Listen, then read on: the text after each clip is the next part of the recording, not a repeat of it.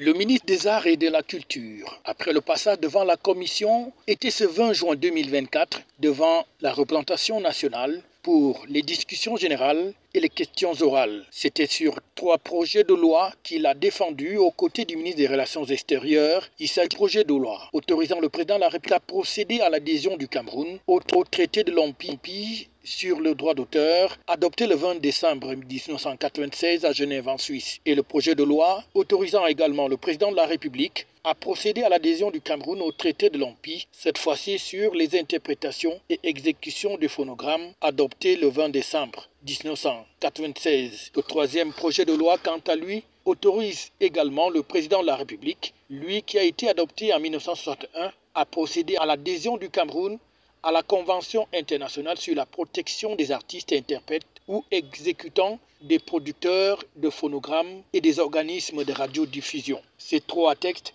qui ont donc ensuite été adoptés par les députés, cela a été intervenu à la suite des questions orales qui ont été posées aux membres du gouvernement par les parlementaires. Je ne parle même pas de ce que l'État leur donne, parce que vous avez insisté sur l'organisation des associations, des artistes, dans l'optique de rationaliser les appuis que l'État pourrait leur donner. Mais je parle de ce qui leur revient même de droit à marge de ce que vous pourriez leur donner, c'est-à-dire les droits liés à la consommation de leurs œuvres. Donc je repose mes questions plus simplement. Et je précise que c'est vraiment dans l'intention, monsieur le ministre, d'en être juste édifié.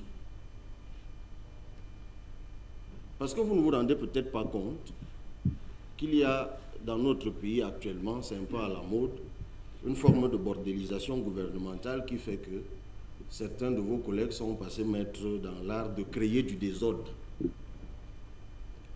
Et moi, je ne voudrais pas qu'on vous mette dans ce lot de ministres qui ne travaille qu'à créer du désordre dans son département ministériel. Donc moi, je souhaite vraiment, vous connaissant autrement, être rassuré pour une fois que je vous vois ici, de ce que vous n'êtes pas de ceux-là.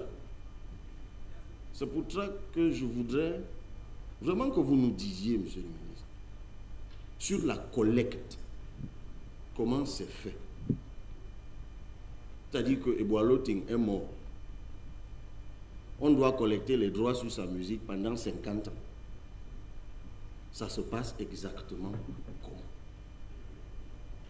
Peut-être vos collègues savent comment ça se passe. Faites-le pour moi seul. Après, quand c'est collecté, c'est réparti comment?